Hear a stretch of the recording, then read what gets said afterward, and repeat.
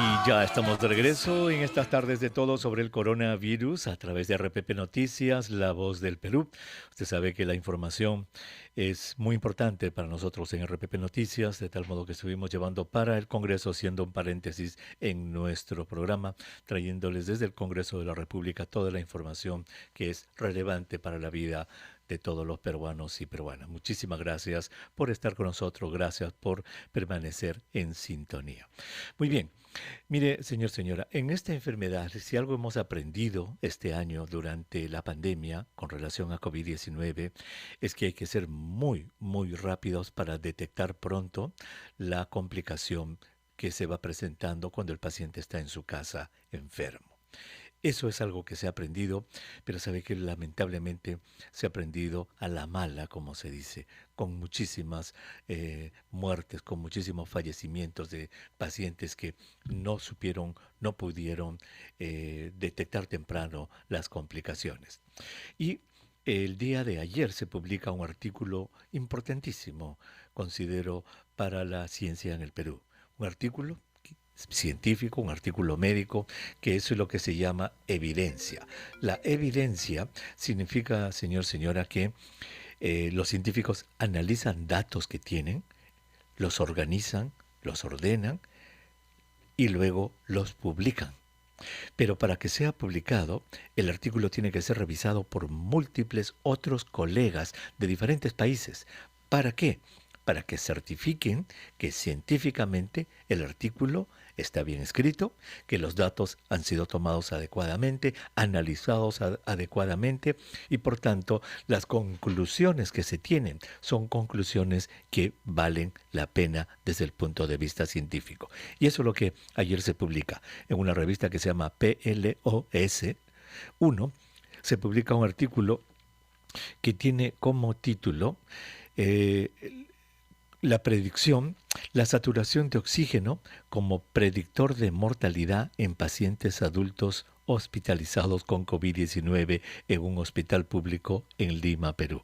En palabras sencillas, es qué importancia tiene detectar temprano que un paciente se está desaturando, está perdiendo oxígeno en su sangre.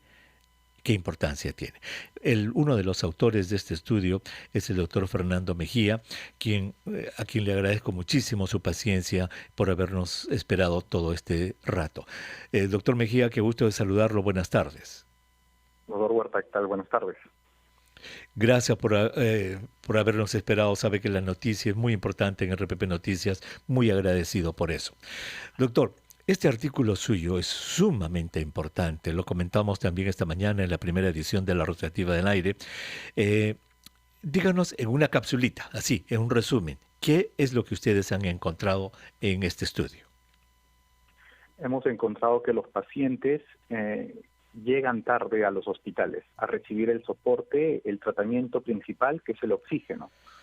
Y cuando llegan tarde, y dependiendo del grado de saturación, la mortalidad, o sea, la probabilidad de que fallezca el paciente se va incrementando. Entonces, como conclusión, después del análisis de todo tenemos que promover la detección temprana de estos pacientes para evitar justamente muertes por esta pandemia, por esta enfermedad, ¿no? Uh-huh. Y eso Muy tiene bien. que ser una estrategia de comunicación adecuada. Muy bien, estrategia de comunicación para todos, ¿no? Estrategia de comunicación para el público general, para que si es que llega la enfermedad a la casa sepan cómo actuar, y también comunicación para los colegas de este doctor, ¿cierto? Completamente de acuerdo, doctor. O sea, a mí me llama la atención de sobremanera los datos que veo de Piura, por ejemplo, ¿no?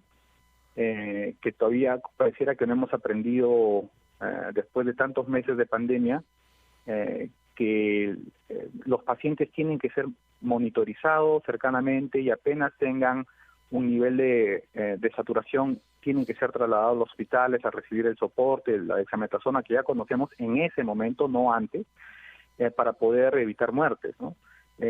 Buena parte de los pacientes sigue llegando en forma tardía, ¿no? Y eso tiene que ver con razones propias del paciente, pero también de colegas, ¿no? O sea, no consideran que la saturación de oxígeno al límite o relativamente baja, es un factor importante, quizás el principal factor, y yo siempre he dicho, el factor en el cual uno puede intervenir. O sea, ¿por Claro. qué? Porque el obeso no va a dejar de ser obeso, el hipertenso no va a dejar de ser hipertenso, el diabético, el anciano, no vas a poder dejar de esa condición, pero intervenir tempranamente puede cambiar el curso de la enfermedad en los pacientes. Correcto. Además, no todos los pacientes que tienen lo que se llaman factores de riesgo se van a complicar. Muchas personas que no los tienen se van a complicar y no hay que confiarse en que solamente las personas con obesidad, solamente los hipertensos, solamente los que tienen ciertas características son los que se van a complicar. Cualquiera puede complicarse. Muy bien, entonces enseñémosle a nuestros oyentes, doctor, cómo se hace este control en la casa. Se usa este aparatito que se llama el oxímetro de pulso, ¿cierto? Así es. Es Muy un bien. aparato muy simple de usar. Normalmente uno se mide en posición sentada, en reposo, al menos un minuto, en el dedo índice o dedo medio. La mano tiene que estar tibia, hay que evitar pues que esté fría porque puede dar unos resultados falsamente erróneos. Y se mide el valor máximo, ¿no? O sea, normalmente oscila estos parámetros, pero el máximo valor es el que se toma. Y dependiendo de el nivel de altura en el que vive el paciente, te dice si es que puedes continuar en casa o si es que inmediatamente tienes que ir a un establecimiento para recibir soporte Muy que es bien. oxígeno, ¿no? Ahora, ese ir temprano es muy importante, porque en el estudio vuestro, ustedes lo que han demostrado es que si la persona tiene, comparado con una persona que tiene más del 90% de esta saturación, y ya nuestros oyentes saben que lo normal es tener más de 95 si viven a nivel del mar. Si tienen una saturación entre 85 y 89, estas personas tienen 86% veces más riesgo de muerte, han encontrado ustedes. Si la saturación de llegada es entre 80 y 84, tienen 400% más muertes. Y saturación menor de 80%, 700% veces mayor mortalidad. O sea que hay una relación directa en cómo llega el paciente en su saturación y su probabilidad de morir, doctor, ¿no? Así es. No importa si eres joven, no importa si no tienes ningún factor de riesgo. Si llegas con saturaciones muy bajas, tu probabilidad de morir es altísima. Si llegas en forma oportuna, tus probabilidades de superar la enfermedad son buenas, ¿no? O sea, disminuye claramente tu probabilidad de muerte. Ujú. Ayer en la tarde nos llamó una señora de Huancayo, que ella cuando compró su aparato, porque ella y su esposo tienen COVID-19, cuando ella compró el aparato, sabemos que Huancayo queda a 3.200 metros sobre el nivel del mar y ahí la saturación puede cambiar. Pero ella dice que ella cuando compró su aparato tenía su saturación en 98%, o sea que estaba alto, para vivir en la altura estaba bastante bien. Pero luego se fue desaturando, empezó a presentar cansancio, tos, etcétera, y su saturación llegó a 91. Entonces, a pesar de vivir en la altura, ese 91 se puede considerar ya como muy bajo.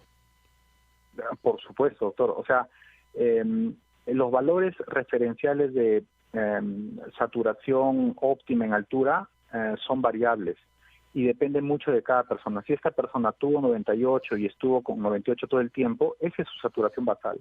Exacto. Entonces hay que considerar 91 como un proceso de hipoxemia. La señora estaba en hipoxemia y tiene que ser hospitalizada. Si no conociéramos cuál es el estado basal del paciente, quizás en la altura a 3.000 metros uno puede decir 88% podría ser lo esperado, ¿no? Pero siempre también evaluando la parte clínica, o sea, si la persona se Correcto. agita, se cansa, está muy sintomática, es una persona mayor, también uno tiene que hospitalizar al paciente, ¿no? Correcto, ella hablaba con nosotros y tosía todo el rato, estaba realmente bastante enferma y la verdad no entendíamos por qué no se había hospitalizado. Doctor, vamos a hacer una brevísima pausa y vamos a regresar para que nos cuente más de su trabajo y qué implicaciones y qué digamos, qué cambios en la política de salud tendrían que nacer de un trabajo tan importante como el que ustedes han publicado? Regresamos. Es de todo sobre el coronavirus a través de RPP Noticias, La Voz del Perú. Soy el doctor Elmer Huerta. Muchísimas gracias por estar con nosotros. Si usted recién se une a nuestra programación, estamos conversando sobre un importantísimo artículo que se publica el día de ayer en una revista científica que se llama PLOS por un grupo de investigadores de la Universidad Peruana Cayetano Heredia. El principal autor de este estudio es el doctor Fernando Mejía, especialista en enfermedades infecciosas, a quien tenemos en la línea telefónica. Y el objetivo de este estudio, señora, fue demostrar que cuanto más tarde se llega al hospital con COVID-19, con bajo oxígeno en la sangre, lo que se llama la saturación, más es la probabilidad de muerte. Preste atención a estos datos, señora. Comparado con una persona que tiene más del 90% de saturación, lo normal es 95 para arriba. Comparado con una persona que tiene más de 90, si alguien tiene su saturación entre 85 y 89, tiene 86% más probabilidad de morir. Si su saturación al llegar al hospital está entre 80 a 84, tiene 400% más posibilidad de morir. Y si su saturación al momento de llegar al hospital es menos de 80%, tuvo en el estudio 700% más posibilidades de morir. Entonces, cuanto más temprano llega el paciente con su saturación todavía normal, con síntomas obviamente, el paciente puede sobrevivir. Doctor Mejía, si usted tuviera, alguien se le aparece el mago de la lámpara maravillosa y le dice, doctor Mejía, en base al estudio que usted ha publicado, ¿qué políticas de salud implementaría usted para los peruanos y peruanas? Sí, primero, una estrategia de comunicación adecuada. O sea, cuídate, evita a toda costa infectarte, pero si te infectas, porque eso puede pasar, lo más importante para evitar complicaciones es que te monitorice la saturación. Y yo como Estado debería promover el uso del pulsoxímetro, ¿no? Y si es que no tengo los recursos suficientes para que cada casa tenga un pulsoxímetro, organizo a los barrios, organizo a la comunidad, brindo pulsoxímetros en las iglesias, o sea, que todas las personas sepan dónde hay un pulsoxímetro. Y finalmente, si en caso enferman, puedan acceder, monitorizarse. Y también, si es que detecto que tengo hipoxemia, o estoy empezando a hacer hipoxemia, saber a dónde ir. Tendría un abanico de posibilidades de saber dónde llegar oportunamente, ¿no? ¿Qué hospital, qué centro de salud tiene esto para finalmente el paciente pueda recibir el soporte adecuado? Creo que esa estrategia, que no es hospitalaria propiamente, sino es fuera de los hospitales, es una estrategia de comunicación y es una estrategia de organización comunal. Es la más importante para evitar muertes en esta pandemia. Muy bien.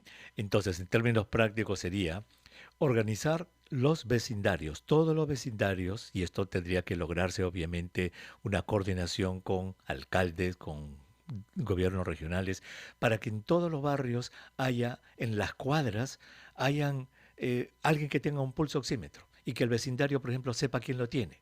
Que si alguien cae enfermo, se van a prestar ese pulso oxímetro de quien lo tenga para empezar a usarlo, ¿cierto? O sea, acceso a los oxímetros de pulso. Esa sería una política que se podría hacer. Así es. Muy bien, Así es. eso es parte. Lo otro sería enseñar a usarlo. Por ejemplo, dicen que si la persona está con las manos muy frías, no sale bien. El esmalte de las uñas puede hacer de que no salga bien la lectura. ¿Qué aspectos tiene que conocer nuestro oyente que ya tiene un pulso oxímetro en su casa en este momento para que pueda usarlo adecuadamente? Sí, hay algunas razones por las cuales puede dar resultados errados. Es, por ejemplo, tener las manos frías, ¿no? Uno tiene que calentar un poco las manos, tener las manos tibias, que el dedo en el cual se mide la saturación no tiene que estar con pintura, no tiene que estar con esmalte, estar en reposo y en posición sentada, ¿no? Y al menos un minuto. Ese es el tiempo que normalmente se espera. y Ujú. tomar el valor máximo, ¿no? O sea, normalmente uno, el pulsoxímetro, el valor oscila, uno toma el valor máximo en ese periodo de tiempo. Y con Ujú. eso es suficiente para decir cuál es el valor y estar pendiente si es que la saturación está adecuada o no. Un colega me manda un WhatsApp y me dice, hay algunos, por ejemplo, tips, ¿verdad? O consejos básicos. Dice, repetir la oximetría en posición de pie, o sea, sentado y de pie. Tendrían que más o menos coincidir los resultados, supongo, ¿no? Sí, el Ya, sentado y de pie coinciden, así es. tendrían que coincidir. La otra dice que cambiar de dedo de oximetría, o sea, para comprobar que se toman uno y de luego se toman otro dedo para que coincidan. Sí, ¿Está bien? normalmente se usa el dedo medio o el dedo índice, que son los dedos Ujú, más usados porque claro. tienen una mejor circulación. Ujú. Correcto. Entonces quizás tomarle los dos dedos y ya el número más o menos debe coincidir. Y la otra, porque a veces la lectura puede estar dudosa, lo que sea, usar el aparatito en el esposo o la esposa o alguien de la casa para comprobar. Exacto. Si es que uno piensa que está bajo, le mide a la persona que está completamente sana, que no tiene ningún síntoma, que no está infectada y tiene que estar midiendo adecuadamente con buena saturación, ¿no? Así es. Ujú, qué interesante.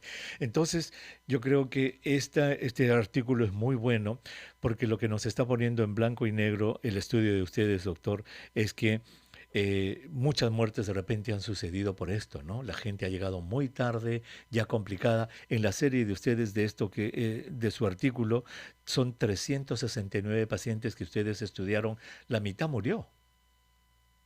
Sí, la mitad murió. Ese artículo fue, digamos, desarrollado en el pico máximo de la primera ola, ¿no? Em, Ujú, lo llamativo y lo triste, digo, es de que todavía seguimos viendo pacientes tardíos ujú. actualmente, después de tantos meses de enfermedad. Eso es Eso lo es. que llama mucho la atención, ¿no?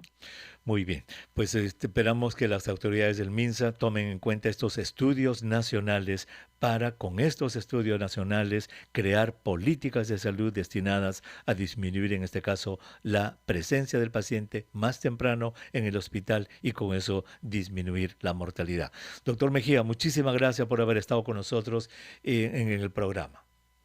Gracias a usted, doctor Huerta. Un Y saludo, hasta luego. felicitaciones por el estudio. Así yo creo que esta es la manera de hacer patria con estudios científicos publicados con nuestros datos. Felicitaciones nuevamente, doctor Mejía. Muy bien, ya Gracias. saben.